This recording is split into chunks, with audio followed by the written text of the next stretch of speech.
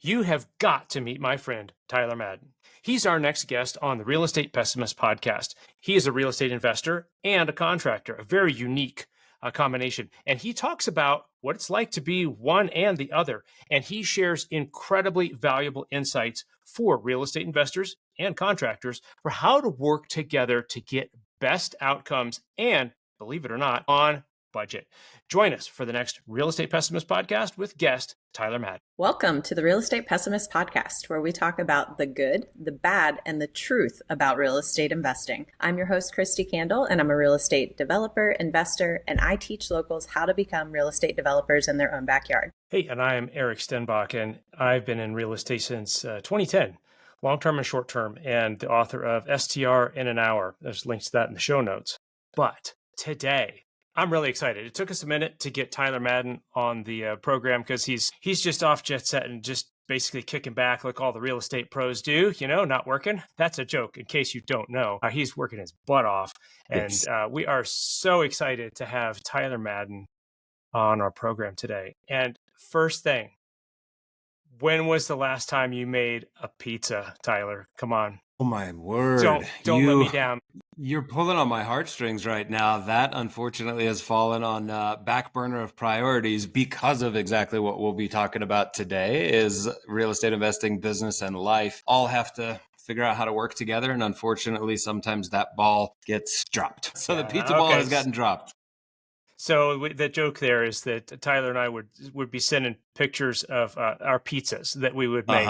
This is a couple of years ago, and Tyler's he's a good chef. He's made some stuff he's made some good looking pizzas. And I tried to get his uni oven off him when he was kind of in a slow spot, but he wouldn't budge, man. So it was Friday pizza day for the longest time for both you and I. And it would be family pizza day, handmade pizzas, shooting pictures back and forth. And then that faded. So maybe we need to get back to pizza accountability. Man, I'm totally down for that. Pizza is one of my favorite foods in the whole world. It's my love language. Exactly. If it makes you feel better, it's been a minute since I've made one too, honestly. Okay. So, truth be known, so what have you been doing? What's kind of just give us a short scope of what you've been up to lately and what you've been doing before then, because you've chased a few rabbits. I have. Tell us what you've been doing. I have. Yeah. So little backstory about myself. I'm a licensed general contractor. I was a licensed general contractor well before any real estate investing efforts. So I have a business called Relentless. We do client facing remodels. That is my job. And then on the real estate investing side over the last 3-4 years, we've been pursuing midterm rentals, small multifamily, getting our rental portfolio started. That's where we kind of got into real estate investing. And then as midterm rentals became challenging, we got into flips. I always told myself I would never flip. I hated the idea. It was the worst. I was like, if I get a property, I'm going to keep it forever. I'll never flip. And then we started flipping. So about 2 years ago, we started flipping. Not quite 2 years ago, but we've done about a dozen in the last maybe 18 months. Some wins, some massive financial consequences and lessons, some which we can get into. On the whole, just a tremendous amount of lessons learned and, hey, don't do it the same way. But right now, the thing that we're focused on is our active income business. We always kind of take our eye off of the active income business when we go pursue these other rabbits. I love that you bring up the chasing different rabbits. Is, hey, catch two rabbits, catch neither. We all think we're immune to that saying where it's like, no, but I'm a really good rabbit hunter. Watch this. I'm gonna chase two and I'm gonna catch both. And you don't. So we're really, trying to galvanize our active income business right now. And I just left. I came here from our latest flip. We still have one, the biggest one that we've got, and it's listing today. So I'm very, thank you. I just want to get this chapter, I want to turn the chapter book into the chapter of Relentless, my active income business that I run with my wife, and galvanize that such that it is the reliable source of income. Everything else can be gravy. So as far as real estate investing, I don't want that distraction right now, right this second.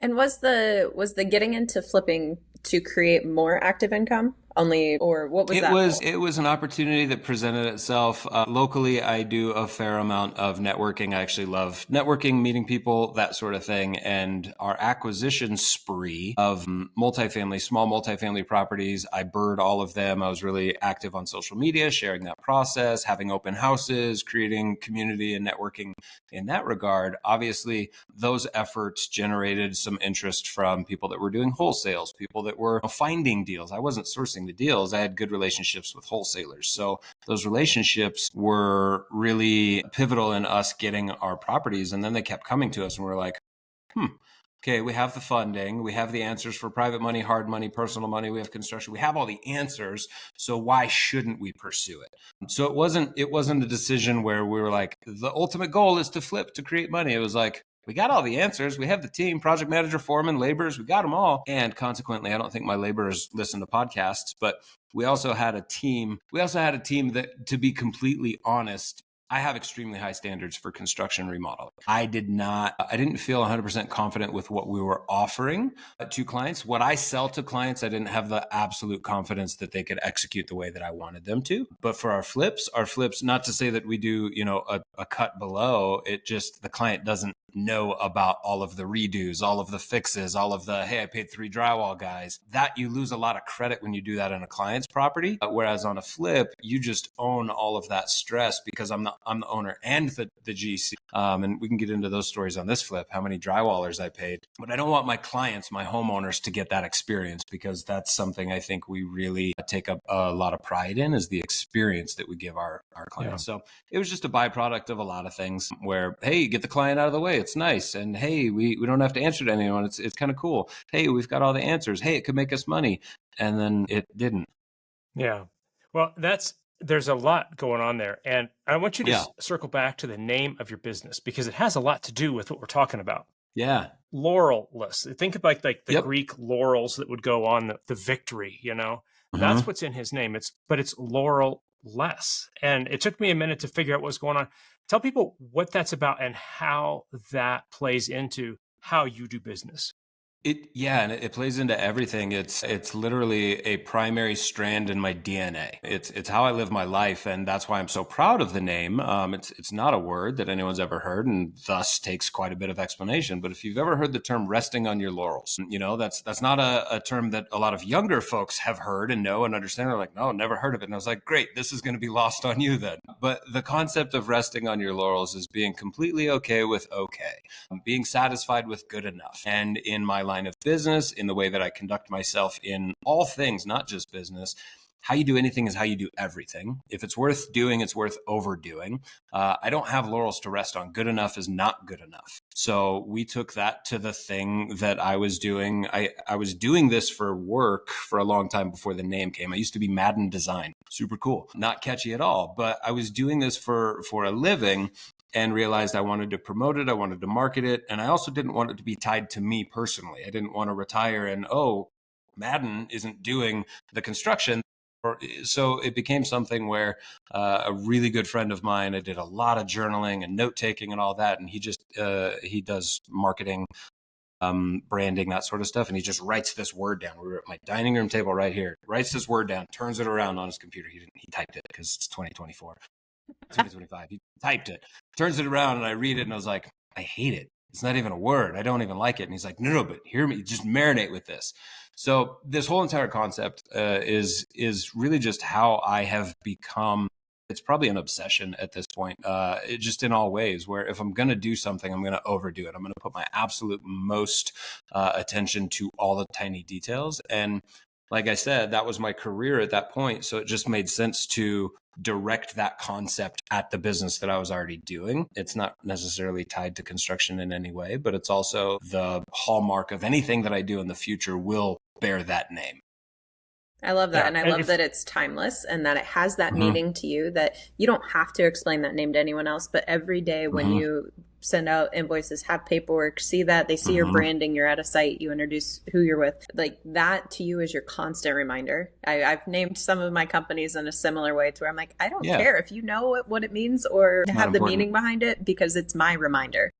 Absolutely. And likewise with, staff members and employees, they're wearing the same shirt with the same name. And it's no longer about, what is Tyler's standard? What is Tyler's expectation is? No, what is the Laurelist expectation? It was that Laurelist, what you just did. It's a constant reminder. And I actually wrote this on a whiteboard long time ago, right after we came up with the name, is it's intended to be a beacon of excellence, no matter the industry. So I want this to be the standard where when people see it, our employees, the people that understand the concept behind the quality and the standard of excellence that we're trying to bring to things, I want them to fact check themselves to be like, was that up to par or standard? So we're still working on that, but that's the goal. Right on. Now, you've been involved in a lot of communities. I know you've been part of some bigger pockets, rookie. Mm-hmm. I think maybe a mentor in some of their boot camps, and I did. Been on the podcast, co-hosted the rookie boot camp with Ashley Kerr for 2 years. So a lot of fun with her. So if our listeners are wondering, is that the same Tyler Madden? Yeah, that's who it is. He's here. So, and one of the reasons that you're on this podcast and that I wanted you to get on here is not just because you're an excellent pizza chef and not just because you're Laureless, because folks, I've seen his Instagram stuff and some of the work that he does is just, my question is never, would I want that? Is, could I afford that? And as he's dealing with clients that have the houses that he's doing some of the work for, they want that level of work. I remember some stone that you did. Instead of a straight joint, he cut along the vein in the stone and joined the stone so you can't see a joint in the bar top. It's insane. That same bar, we also curved the backsplash. So instead of having 2 straight pieces of quartz, that is a very hard thing, we milled it out to be 1/8 of an inch thick, and we curved it so it matched the radius of the bar. Now, it's an insane piece, just that one detail is insane, right? People don't do that. You're in this level. And one of the reasons you're here is because you talk truth. When things go well, you can own it. And you're like, I did that and it's awesome. Also, if you're following Tyler, and if you're not, you should be, that'll be linked in the show notes, is that he tells the truth. When it doesn't go awesome, he will say that, which is not really a theme in social media. Social media tends to be a highlights reel. So I'm going to ask you, Tyler, why do you think telling the truth and not just the highlights is important? Why not just stick with the highlights and go with that? Everybody else seems to be doing it. I was thinking about this actually on the way over, and thinking about the name of your podcast and, the pessimist. And I'm not pessimistic in any way. I'm actually ever the optimist. I'm extremely optimistic. I'm extremely future thinking, and whatever's going on today doesn't dictate what's possible tomorrow. That's the constant theme internally. But I've also been on this earth long enough to understand that best case scenario is rarely what plays out. And it's also never worst case scenario through and through. For the most part, it's going to be somewhere, it's going to be a median of the two, where you're not going to get fully best case scenario, absolutely everything that could go right goes right. But chances are you're also not going to get fully worst case scenario, everything that could go wrong is going to go wrong. And even when you feel like that's the case, I wager that it could get worse. I wager that it could be worse. There are people who are experiencing worse. So I think I make a lot of effort internally to be self-aware and to keep perspective of, not just living in this optimistic where nothing bothers me. And that's not the human condition. We all get plagued by the things that don't go well, whether internally or externally. Most of us are keeping that internal and therefore are not aware of how prevalent it is in literally everybody's life. Even the people that we see that have 1 million followers on social media, even the people that are just saying it's swish after slam dunk after 3-pointer. I don't play sports, so my analogies related to sports might be a little off, but that's not reality. And for people to think that, hey, the people that are making big money or have a lot of followers, they're not dealing with these same things, where it's like, no, they're just shining the spotlight away from those things. And I just think there's value for those of us, and to the whole point of your podcast, there's value in other people understanding that I'm not the only one that sucks. And sometimes it's hard to be that voice when no one else is doing it. And I think over the last 6 or 8 months, there's been a movement of more transparency on social media, which I'm very grateful for. But at the same time, it's not the loudest voice on social media for sure. So I think my effort was I'm also not someone who celebrates my own wins. I don't do that like hardly at all. I mean, we can get into philosophical conversations about mindset and, the gap and the gain. And I constantly live in the gap, and I live in a sense of, well, cool. I did that thing that I said I was going to do, but it wasn't as good as I thought I could have done. I could have done better. So I'm constantly living in the gap internally, and rarely giving myself credit for the things that do go well. So it is kind of second nature to downplay the wins and upplay the losses for me, or at least be very willing to acknowledge, hey, this, that, and the other didn't go well. So hopefully that shines a light in terms of like, I think it's valuable for those of us that are struggling to share the struggles, so that those of the others that are struggling see that I'm not alone. I'm not broken. I don't suck at this. I can and should keep going. Yeah, and I have a friend who he keeps talking, and he's lived a fabulous life on all standards of the adventures that he's had. And he's like, if I could just have, like, if I could win that lottery, if I could have $1 million, my money problems would be gone. I wouldn't have any issues. And I'm like, bro, that's never going to make you happy. Like, you have to be happy right now and good with yourself inside. Yes. And no amount of money will change that. And I'm like, I thought so too. And I charged into my career, and I was in Southern California, and I was making great money. And then I realized that the people who were filthy rich around me, I'm like, they're not happy. I'm like, where the heck is my ladder pointed? Because what I thought was going to get me to happiness and fulfillment is not it. Are you an aspiring real estate developer who wants to get in the game but feels overwhelmed by where to start? What if I personally mentored you, giving you the exact guidance and strategies to complete your first development project without making costly mistakes or needing millions in the bank? Would you take me up on that offer? I'm Christy Candle, and I've developed over $450 million in projects across the country. After nearly 20 years in development, I created this mentorship to give you the exact guidance and support I wish I had when I started. Are you next? Yeah, no amount of money can get you there. And it's good too if so 2022, my community got wiped out by Hurricane Ian. We were ground zero. We are in a 10 to 15 year rebuild period. And it really just shook me to my core. But like, when you bike in 3 days after and you see and smell, and like, just horrible. But at the same time, it helped me become more present and to really understand and embrace, this is all about the journey. There are no destinations.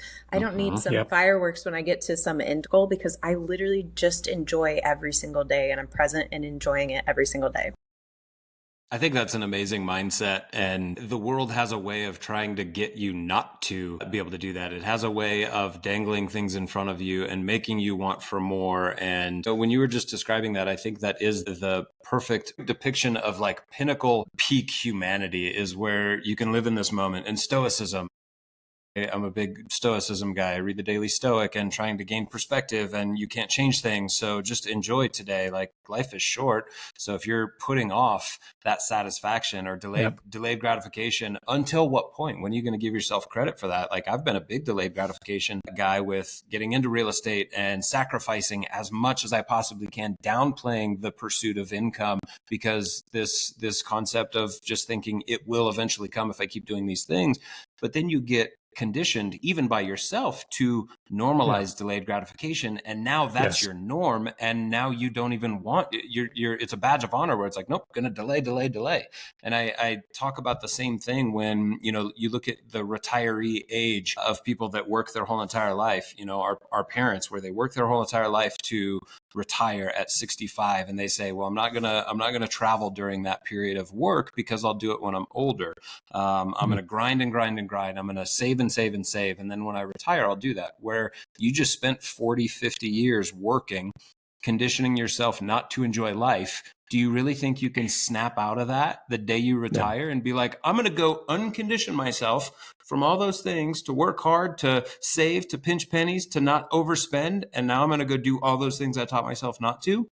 You can't. It's a big deal. It's habitual now. So I love that concept of trying to balance the right now and the future, and let yourself enjoy right now instead of delaying it until some finish line, because there's always another finish line.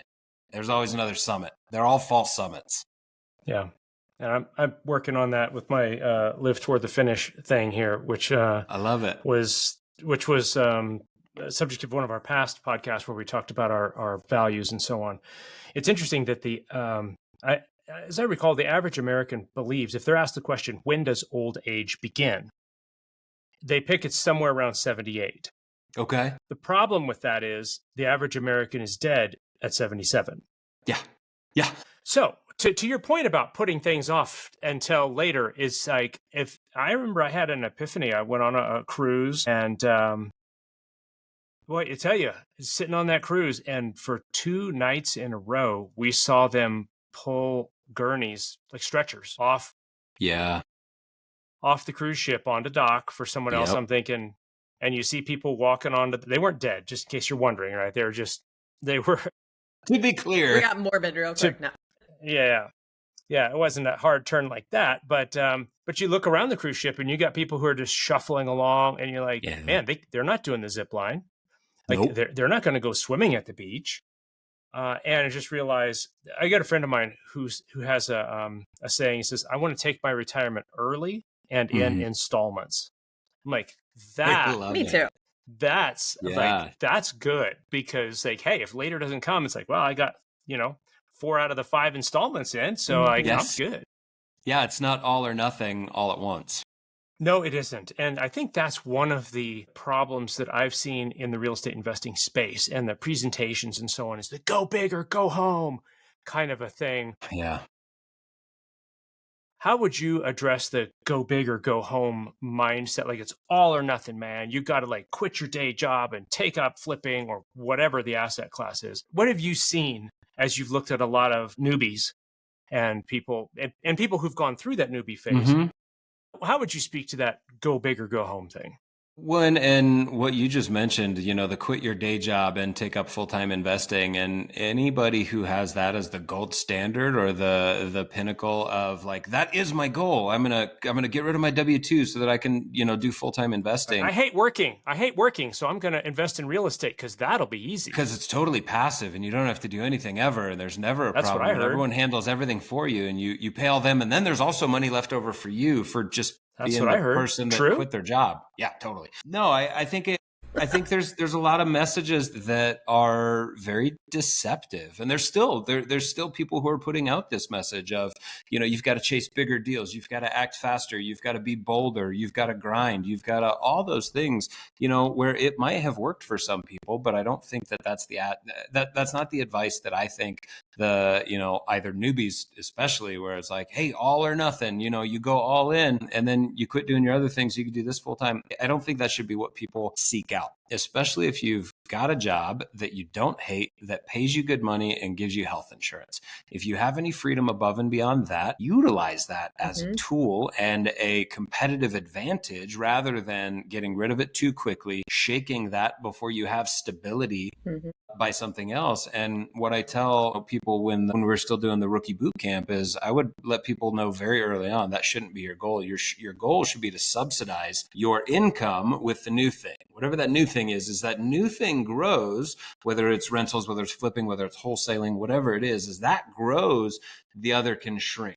But it shouldn't be, hey, I have nothing here and everything here. Let me just try and do this real quick and switch all the way full steam, where it should be a gradual thing, if it even needs to be. Again, the question is, do you hate your job? Do you absolutely hate the thing that you're doing?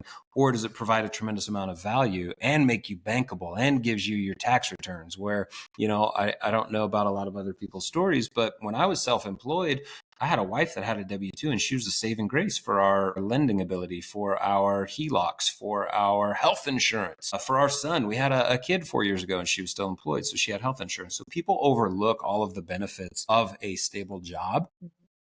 And stability, I think, is a very key term, and stability and reliability, especially with income. When you go full tilt into real estate investing, nothing is guaranteed financially. That's just, if you think that you can bank on something, you'll turn around and realize that the second you put your faith in that going well, again, best case scenario is you're going to analyze everything and expect best case scenarios, the likely outcome.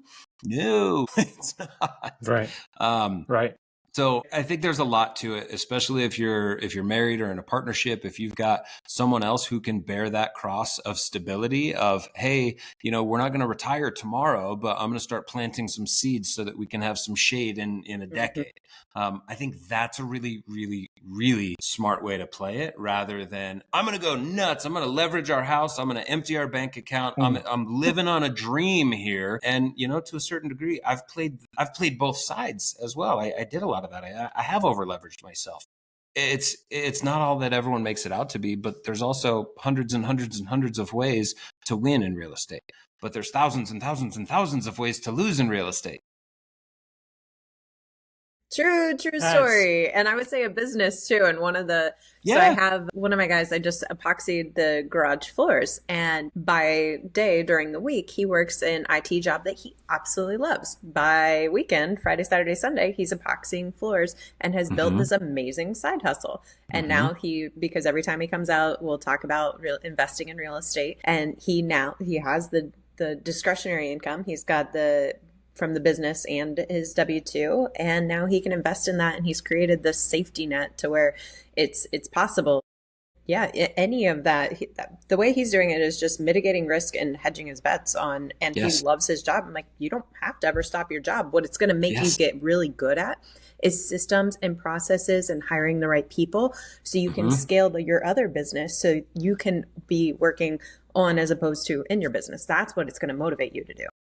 I think that's the number one thing that my head has gone to over the last couple of years, and I'd love to encourage other people as well, is instead of just getting out of your job and starting real estate investing, which is just another job, you just don't have a boss and you think that it's total freedom, when reality is it's total chaos, because you don't have systems, you don't have procedures, you don't have a team, you don't have people, there's no structure, there's no training, there's none of that. I really want to get people to start thinking about creating something that generates income outside of real estate, epoxying floors, a side hustle, whatever that is, and then turn that into a business. Think about having an active income business that exists in the background after whatever time it takes you to grow it and scale it to being something that's systemized, that has self-managing teams, however big the team is, whether it's 2 people, 1 people, a VA and a state site, it could be small, it could be big, whatever it is. But if it's systemized and doesn't require you to contribute to it on a daily basis, but is generating income on a daily basis, that, in my opinion, is the true life hack of wealth and freedom. A business that is run by other people, that operates 24/7, but operates without you having to always trade your time for money. You have to trade some of your time sometimes, but ultimately that's in the founder or the ownership role where you're marketing for it. You're not contributing to it as the tactician. You're seeking a future for it. And then you can use those proceeds, which are very reliable. You've got reliable income, consistently paying your team, and hopefully, if you do things right, paying you a salary. And then if you're doing it extra right, it's generating a surplus of profits that you then need to offset by paying for real estate to downplay your taxes. I think that's the hack, is a active income business that generates income that allows you, not even allows you, forces you to invest in real estate instead of full-time real estate all the time. Yeah. And I think one of the things I want to highlight in what you just said, which I 100% agree, absolutely 100% agree. That's what we got into real estate, in 2010. That's when we started. It was basically like, it was us tacking together a lifeboat. We're like, if this W-2 ship starts to go down, we'd like to have at least something. And the more and the longer we built on that life raft, the bigger the life raft got. And here's the great thing, is that when employers came and said, well, you have to do this, we could say, actually, we don't have to do that. And when I'm telling you this from my perspective, having been in business myself for, 25, 30 years, depending on when you want to start, when you have the ability to say no, it gives you so much power. And I don't mean power to abuse anyone else. I mean, it gives you boundaries. You can say no. And you can actually survive it if they're like, well, fine, we'll take our business somewhere else. And you can say, I wish you the best. And you can feel good about it. And you feel like you win. I don't understand how this works in the universe. But when you have that ability to say, no, that's not how I roll, I won't go there, it bends something in the universe and you go up multiple power levels in that negotiation. Again, I can't explain it, but it's different than jumping ship, because now if you jump your W-2 and you're like, I'm all in, you can't say no.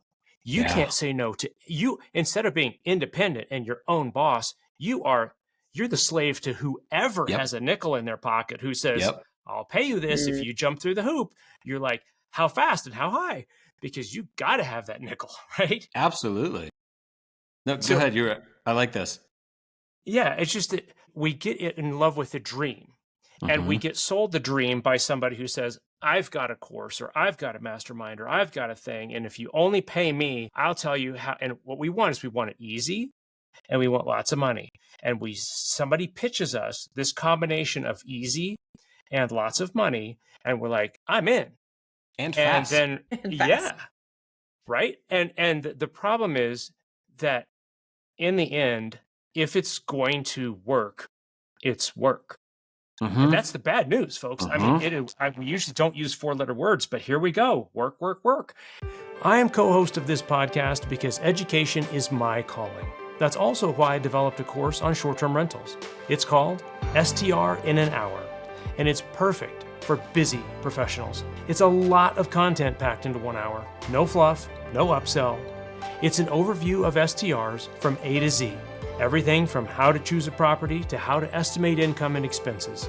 It's literally the best and most content I could pack into 59 minutes.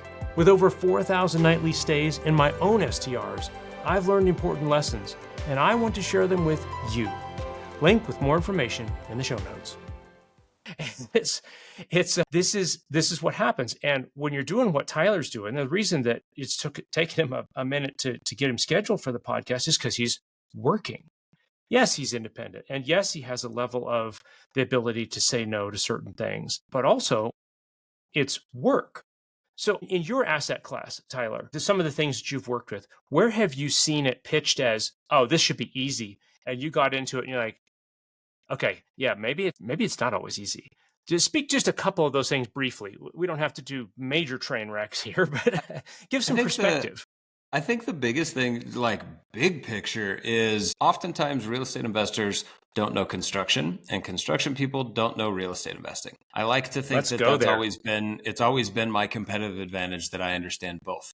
And now I'm realizing almost to a fault. I wish I was as ignorant about construction as a lot of real estate investors are, because that's the thing that honestly I think is so overlooked and undervalued by real estate investors, is like, oh, it's just a flip where we just hire a bunch of people and they fix it and it's all going to be amazing and I'm going to make money. Like I pull the strings, other people do some stuff, I make money. Where I've never had that luxury. I go in and, I apply our Laurelus filter to our remodels, and we do massively comprehensive remodels that gets into the nitty gritty of all the systems, the components, the old stuff. Instead of cosmetics, we're digging deep and spending more money and more time and all of that. And that, I think, is one of the slipperiest slopes. And for that reason, I hate calling myself a flipper, because I'm not a flipper. I'm a remodeler. I'm a general contractor who happens to flip. Where, you talk to other flippers and they want to measure, how many flips they're doing, how much they're making, and how much they're whatever. And I'm like, what do you know about construction? And they're like, I know that my guys do what they need to do to get the job done. They know two things. God. Agreeable gray and LVP. Dude, and we're Eric, I'm not even kidding you. I walked into Ace yesterday and bought a quart of agreeable gray paint. Of course you did. But only because I had already painted the bedroom walls and I had to replace again my hardwired of course you did. Smoke detectors, because my battery one went off in the middle of the night. And so I was taking it off the wall, and the wall was yellow from before I had painted it agreeable gray. Well, now it's all agreeable gray, yeah, like the good Lord intended. No, I think construction is one of the most overlooked things, and construction the right way. Mm-hmm. I think that's something that I've been really trying to hone in on. Initially in my real estate investing career, I didn't want to be known as the contractor. I didn't want to be a lowly blue collar person that I honestly downplayed that intentionally, because I'm like, no, I'm a real estate investor. I'm an entrepreneur. Whereas but now that's my superpower. And I'm leaning back on that now, when previously I leaned away from it, because I want real estate investors to know and understand how valuable it is to do construction construction the right way instead of, hey, whatever fits the budget, let's do as much as we can with this much money because that's how I underwrote it. And therefore we have to choose where we're going to cut corners. And God knows we're going to cut corners because I only have this much to spend. Whereas on all of our flips, we do what's necessary for the house, and it's bit us in the butt because we overspend on everything because we're like, well, we're going to do more than we expected because it's the right thing to do. So I think there's a lot of real estate investors out there, especially you asked in what in my asset class, especially in flips, in residential, in BRRRRs, that sort of thing, where no one understands the consequences of shoddy work. What would be some of the biggest things that you could do when we say that was a lipstick on a pig remodel and they covered up what you couldn't see? What would be some of, like, maybe a couple critical things that it goes, that just created a huge issue for the next person when that becomes a problem? It's literally covering up all the things. If you've got drywall down and you're not assessing the integrity of the framing, not just the structural stuff, literally everything, is that wall straight? Are those nails, has it seen moisture in the last 60 years? Chances are, yes, it has. Hey, should that be something that we expect 60 more years out of in its current state? Or should we replace, a handful of these? What are the subfloors like? Are they squeaking? Should we replace any of them? Should we put additional screws in so that the next person, when they get their brand new fresh LVP, their LVP isn't squeaking?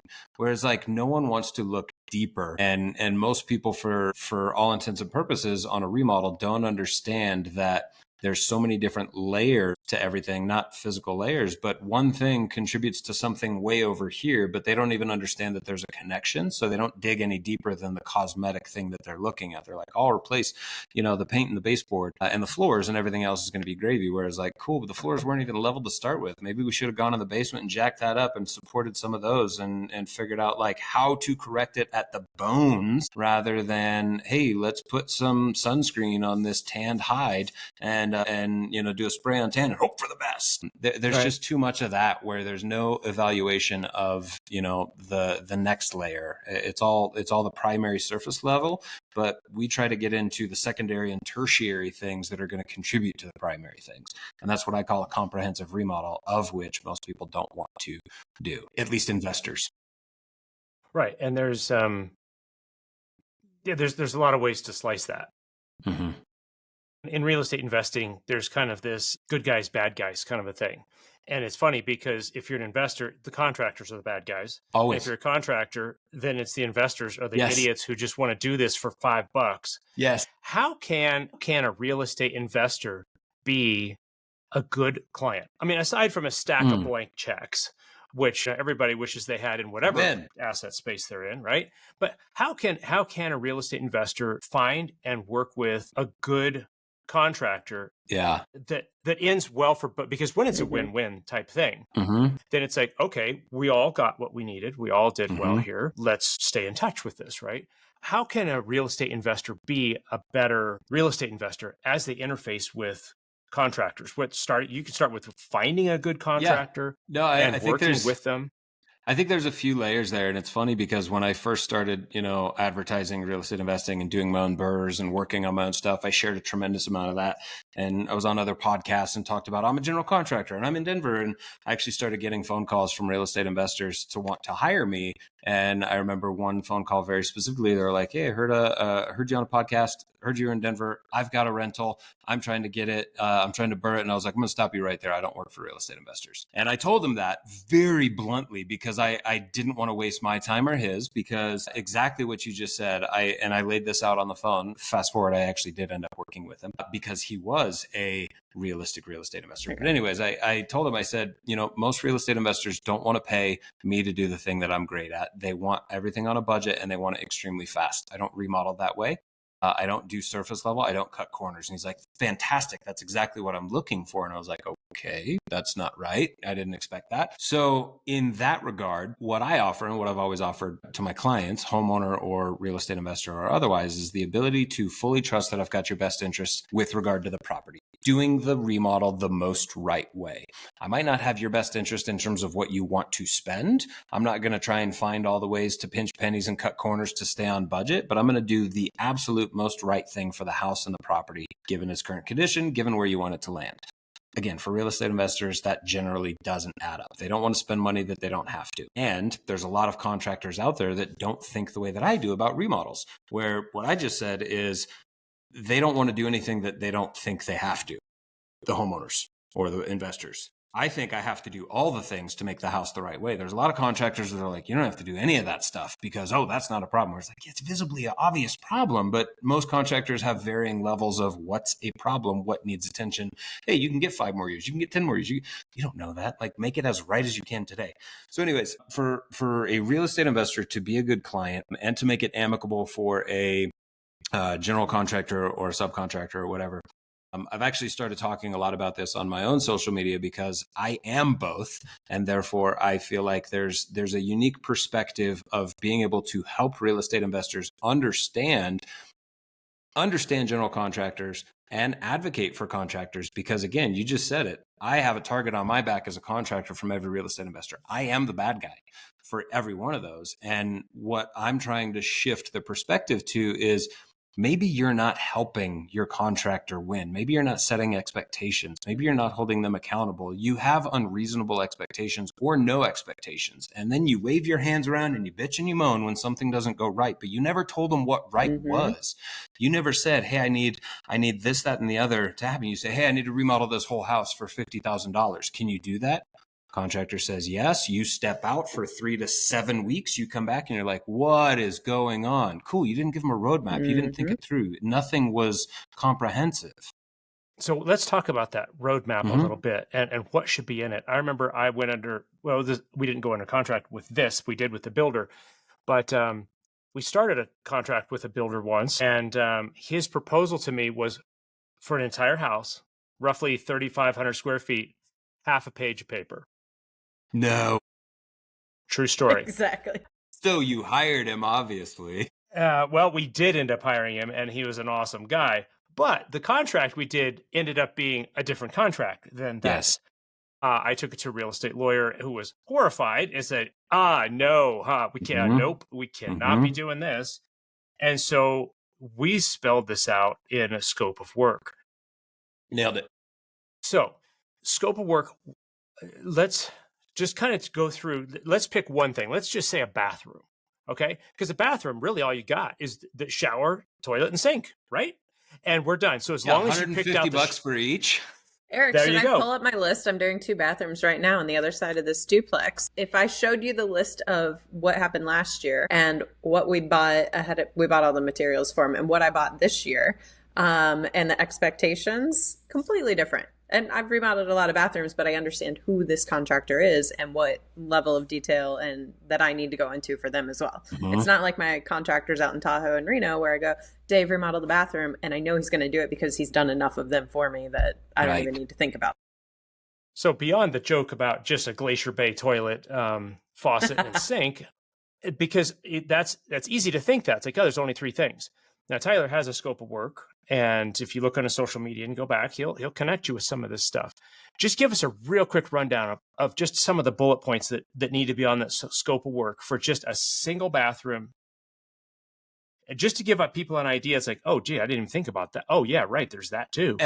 And that's, and I think, Christy, you just mentioned real quick, we were like, well, I have a guy that I've worked with a ton, so I don't have to give him a lot because he understands the expectations. Whereas if you approach a new contractor with that and you're like, I'm not going to share a lot of expectations, but I expect you to know them without communicating it and knock it out of the park, right price point, right quality, right scope of work. And that's just never, ever, ever going to happen with a first-time contractor working with a real estate investor. So I'm really trying to get real estate investors to think about their scope of work instead of delegating that 100% to their contractor. And a scope of work should dictate your budget rather than your budget dictating your scope of work. So you should start with, what does the house need? If it's a bathroom remodel, for instance, you're going to have to think through all of the same line items that should appear on any remodel. It's going to have framing. First you're going to have to get demo in there. Within that demo category, you're going to have, the labor to demo. You're going to have to find someone to do that, either yourself or otherwise. You're going to have materials for demos. So you're going to have the tools if you don't already have them. If you're hiring someone out, you're going to have to get the trash bags, most likely, the dumpster, the pickup, the hauling from this to that. You're going to have to account for the floor protection from the bathroom to the front door because you don't want your bathroom remodel to turn into a living room remodel because you screwed up all the floors on the way out. You got to think about dust contamination. How are you going to keep debris from getting into the rest of your house? Get your zip zip walls, get your poles, get all that stuff up. That's just demo. Honestly, that was my biggest mess up from last year with the new contractors. I'm like, oh, guys, I thought just keeping things clean and orderly was part. I'm like, nope. And that needs to be part of the conversation. Yes. You have to set that expectation It with is them. this So year. that's why I think real estate investors should get more comfortable with creating their own scope of work, because your contractor is going to do whatever is the path of least resistance. They're going to leave out as much as possible to get it done as fast as possible to make as much as possible. And knowing that contractors are like that, I want people to understand they can be an asset to you or they can be an opponent. They can be on your team or against you. And if you don't set them up for success, they will not win for you. They will always try to win for themselves. Right. So before he even started on this, before Tyler even started on the bathroom remodel, he's listed about a dozen things that are before the remodel starts. And it keeps going, right? Oh, yeah. I mean, just rattle off some of the other things on there. Every category should have, 5 to 10 subcategories of what's going to contribute to that larger category. So after demo, you've got to evaluate what are the things that are staying, the framing, the subfloor, any electrical that you're keeping, any plumbing that you're keeping. Evaluate that to make sure that it's in good standing, or determine whether or not you need to rip it out. You can't make that determination but you should expect it. You shouldn't expect, hey, I've got a 1950s house. I'm going to keep all the plumbing. It's going to be in great shape. There's going to be no corrosion. There's going to be no issues with that, no leaks, no nothing. Expect that. Make sure that you're going to have your plumber inspect that when they get there to help you understand what is the right thing to do, instead of being like, can you make that work? Like, is that going to get me like the next 2 years? Or is like, hey, do we bite the bullet and do it now? So then after you evaluate all that, you get into framing, getting the framing material, getting it to the job site. Do you have a truck? Is your contractor getting that? Who's providing it? Who's paying for it? Are you doing a phone sale on Home Depot?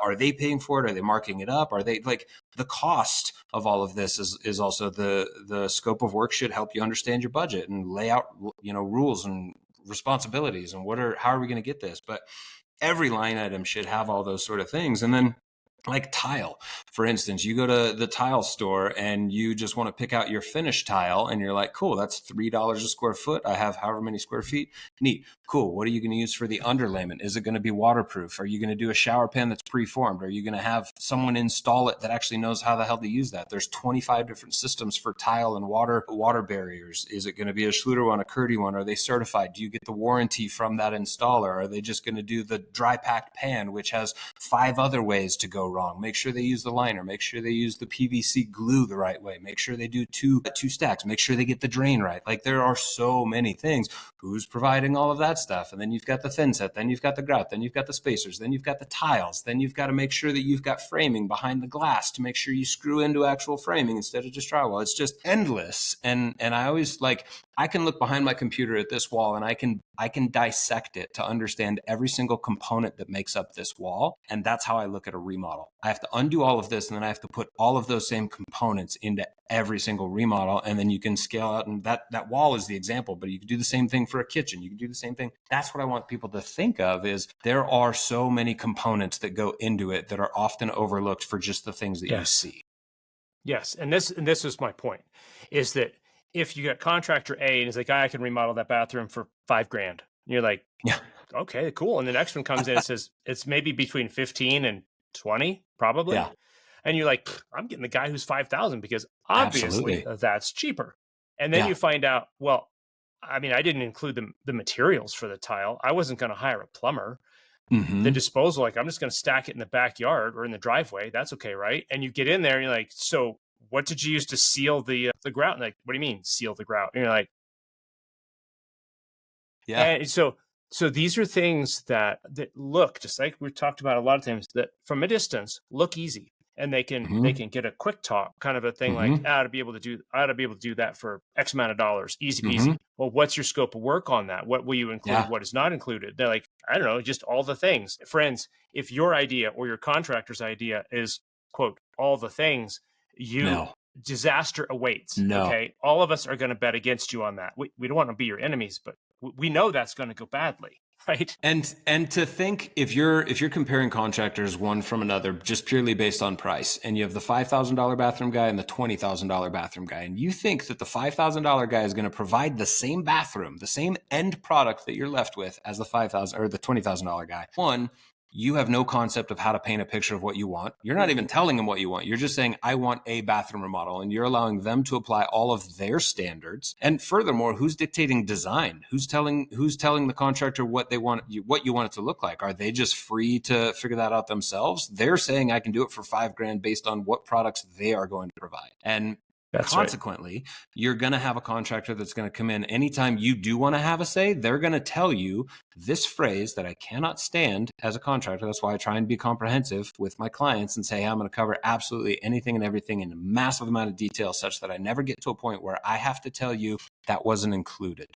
That's going to cost more money, because every guy that throws out a lowball offer waits for that opportunity.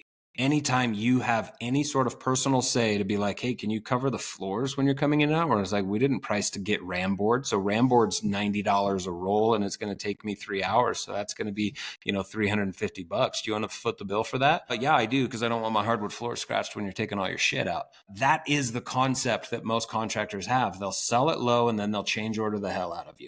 Whereas if you go in with a comprehensive scope of work and you hand it to the contractor and say, hey, this is the minimum of things that I want covered. Any areas that you see are gaps that I haven't covered, I want you to highlight them, make sure I'm covering everything that needs to be covered to end up with a project that looks like this. Here's pictures, here's materials that I like. Can you make that happen? And give me a price on that. You didn't do yourself any favors by not providing your contractor with a roadmap or a destination or any of that. And then you're pissed off when it doesn't go well and you take detours and you don't end up where you wanted to be. Who's at fault? Is it the contractor or the real estate investor? I see that so much whether it's commercial projects and it's developers, or if it's real estate investors, and they're like, oh, my GC screwed me. It was just, and I bet you just had a translation issue. I bet that you weren't speaking the same language. And so I go into it with, okay, what did you hear? What did you think? Talk to the contractor. What did you hear? What did you think? And it's like, oh yeah, you just had a massive blow in expectations to where it was like, we were not aligned. And they didn't know what you didn't know to be able to tell you the things that weren't included. Something as simple as I've got some guys who are building a short-term rental. They've got a couple pieces of land. They're building their first houses, and they had to dig a well. And so they got a price for a well, and the cost for that was $15,000. But what wasn't included was the $10,000 or $15,000 pump and some other stuff. And they're like, oh, well, we didn't know we needed a pump.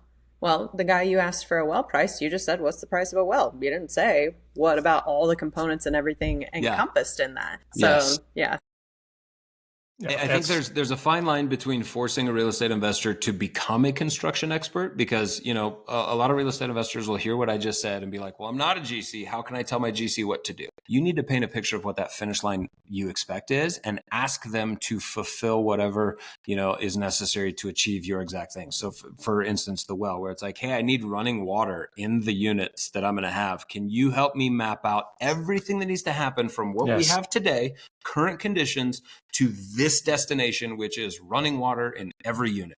What's all the shit that needs to happen to get that to going? And they're going to be like, well, you're going to need a pump in addition to that well. You should lean on the contractor or the expert to fill in the gaps. But if no one's offering to fill in the gaps, expect that there's going to be some oversight. There's going to be some surprise spending, or you're not going to get anything near what you expected, just because it's a two-way street. I think the communication, you just nailed it. Two things I always talk about is expectations and accountability. If you're not setting expectations and holding people accountable to those expectations, it is a failure from the get-go. And a couple other tips. One thing that I like to tell people is that, especially if you're an investor or developer and you want to do multiple, evaluate the people as if you're going to grow with them. And if you think that contractor, that partner has the ability to grow with you, sell them on the bigger future and say, hey, we're going to test it on this smaller project, but here's where we're going. So if this is a good partnership, and then it can create things like I just had in Tahoe, we added mini splits because our gas heaters weren't working in a couple studios. We literally, and it's in writing, we were confirming that they were going to do the electrical to hook up the mini split. He gets to the end, he's like, so when's the electrician coming in for the electrical? And I'm like, and my executive assistant, because he knows by now we get everything in writing, and he's like, Dave, you already included it. You said literally. He's like, oh my gosh, my bad. He's like, I'll eat the labor if you guys can just cover the material.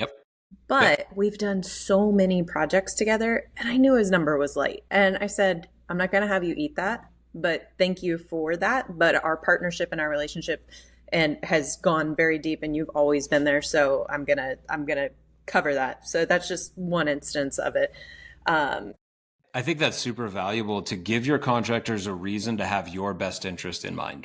Give them a reason to look out for you. Yes. And don't give them reasons to dislike you. And if you want to roll in like the hoity-toity real estate investor in your Range Rover and your loafers onto the job site and look down your nose at your contractors, I'm going to tell you really quickly that they're probably not going to respect you. If you're there with them on day one and being like, hey, is there anything else you guys need for me to supply for you to get, hit the ground running and to keep any roadblocks clear for you? Like, how can I contribute to this going well? Keep me posted. Like, being a human with them pays dividends, and gaining respect is a critical two-way respect, instead of just being like, I'm the guy that pays the bills and I'm just going to show up and tell you what's wrong, where it's like, cool, is that going to buy any respect? I think respect is very, very valuable in this relationship, rather than everyone feeling like they've got to have a knife at each other's throats, where it's like, you're going to screw me and you think I'm going to screw you. So this is already tense, where if you can just come to terms and like you just said, get things in writing very specifically, rather than a half a page scope of work and contract, have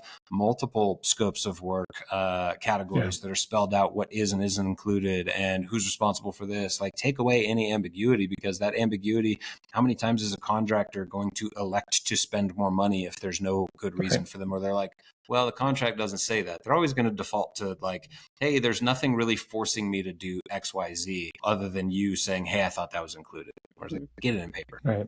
Yeah. And it sounds like you have some resources for that. A tech thing that, with AI, with things that are coming out, if you're not versed in construction, if you go to perplexity.ai or possibly ChatGPT and you type in, I'm doing this, please provide me a detailed scope of work and include everything. It can at least help you and get you a lot to be really dangerous, to start to know the right questions to ask the contractor to go deeper.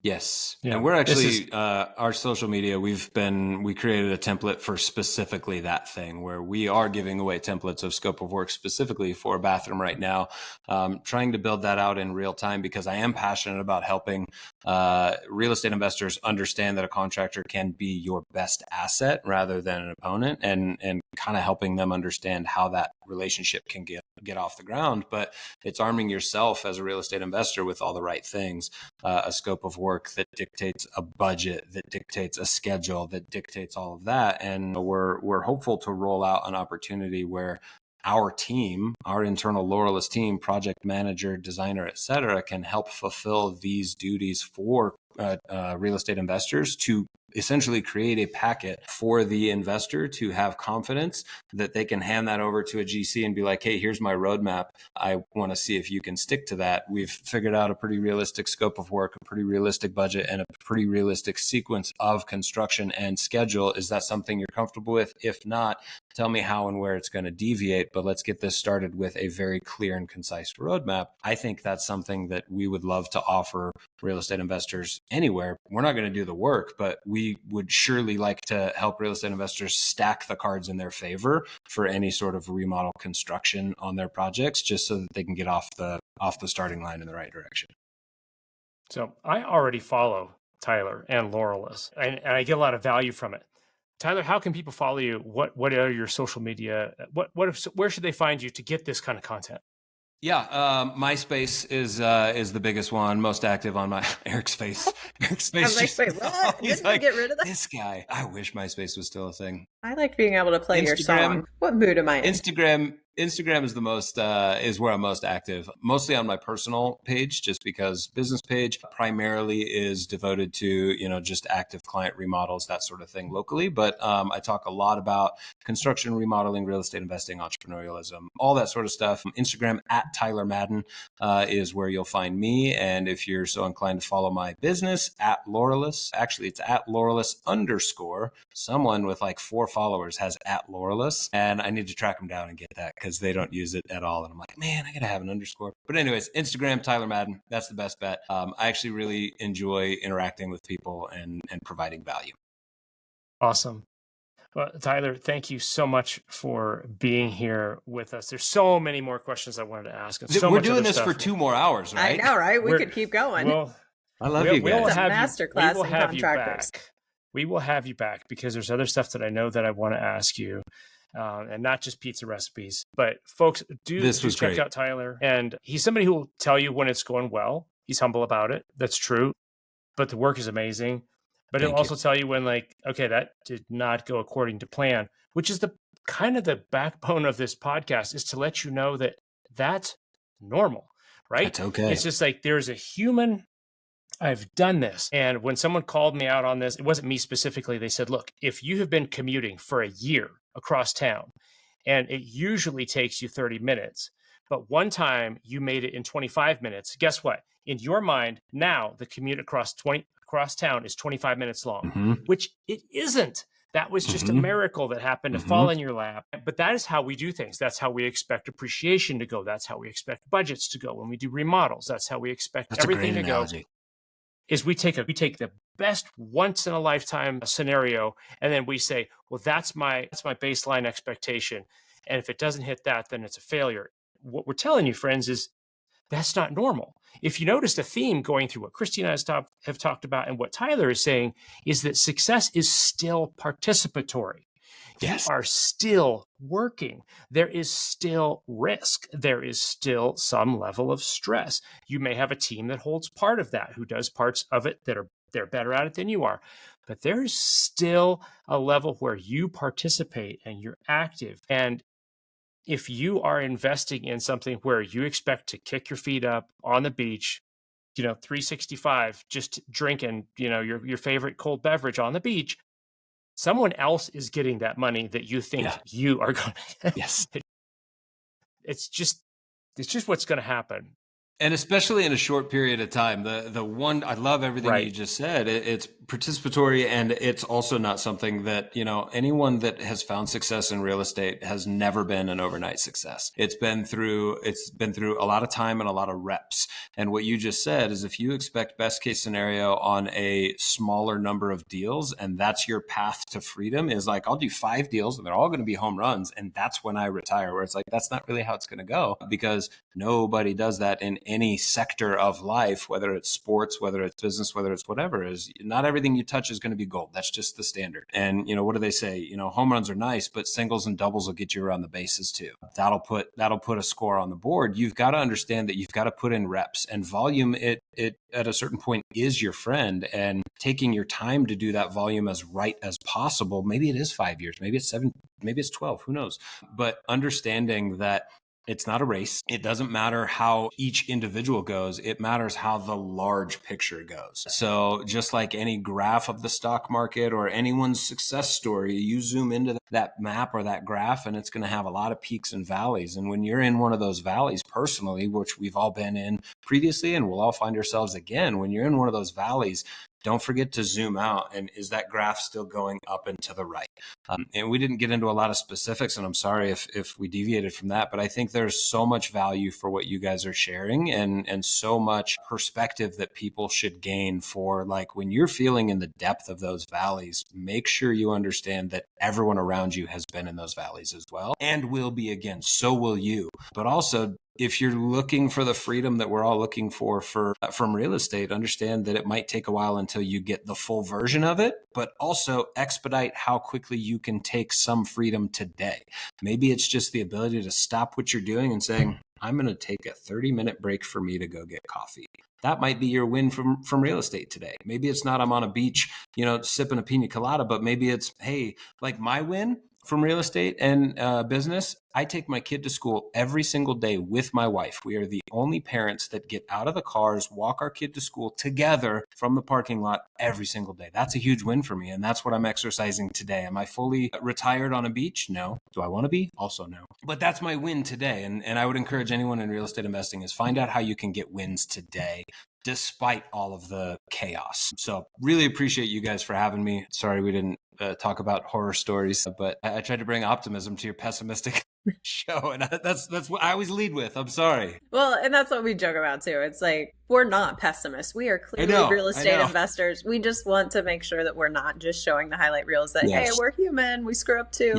Here's ways that we can overcome it. And while we didn't get into your deals, you dropped so many nuggets of wisdom that will help others avoid major pitfalls. Like, you're never going to avoid having issues, but if you can avoid the major ones and the death blows, then you're going to be so much further ahead. All those were lessons that I learned, not just bumper stickers that I read where it's like, these sound like good ideas, where it's like, you know what I did last year? I lost $200,000. I literally lost the opportunity to gain $200,000.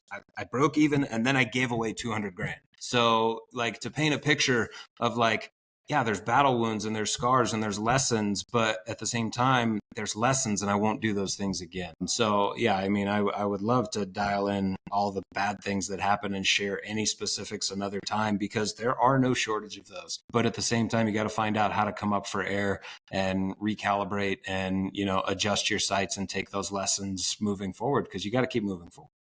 Love that. Best closer. Thanks for being here, Tyler. Hey, thank you guys so much for having me. This was awesome. Take care. This is not professional advice. We are just two people with mics and real estate bruises. Before making major decisions, consult with someone who sends invoices and has letters after their name.